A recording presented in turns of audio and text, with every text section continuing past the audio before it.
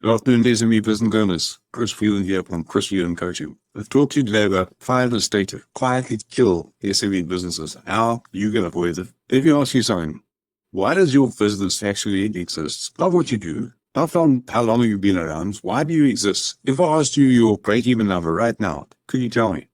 If you stepped away from your business for 4 weeks, would it run or would it wobble? I work with SME business owners across Wellington and around the country, around New Zealand, trades, professional services, IT, and I see the same patterns again and again.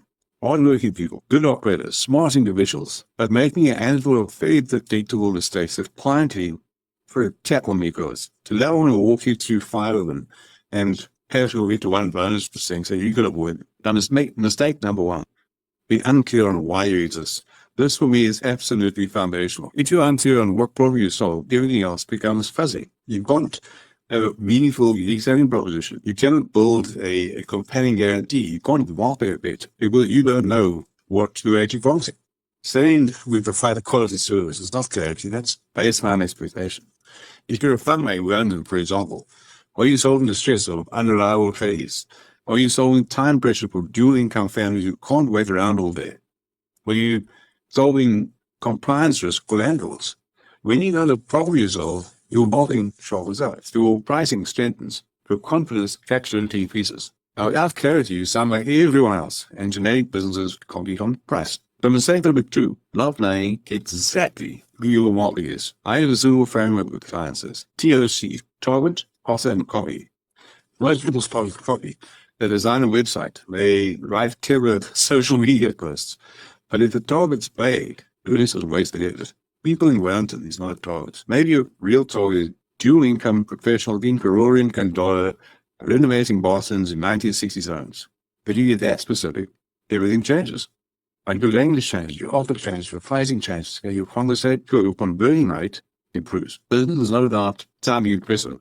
It is about attracting, retaining clients properly. Precision creates progress. Vagueness creates trouble. So mistake number three, not knowing your numbers. Now, business is a game, and in every game there's a scoreboard. If you don't know the numbers, you're not betting properly. You owe it. How many leads do you generate, Lawson? Where do they come from? What was your conversion rate? So you know your exact break-even number. Not roughly, exactly. And do you know your profit break-even, the number that covers costs and delivers the profit you actually want? Most don't. Gross margin per job matters. That costing matters. Quality versus actual matters. To ask you how many of your large jobs vary by more than, let's say, 10% from quote to delivery, but you're also confident there. You cannot measure what you cannot manage what you don't measure. And small financials, blind spots, compound into big problems over time. Clarity in your numbers do you control. And without it, you twist them all. So mistake number four, working too hard. Yogi says, this one surprises people. Working too hard is a mistake. Yes, in the early stages, hard work's absolutely history. And if you remain the hardest working, most indispensable person in the business long term, you become a bottleneck. Structure meets heroes every day of the week. But everything runs through you. Growth slows, innovation stalls, the team disengages. High performers do not work in business when they cannot make decisions. If your business cannot function without you, for a week, you build a job on message. The shift you must make is from effort to engineering.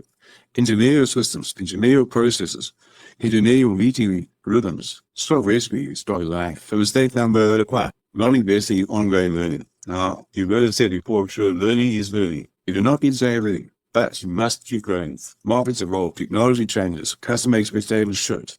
If you stand still, you fall behind. The SMEs that thrive in New Zealand are not necessarily the biggest.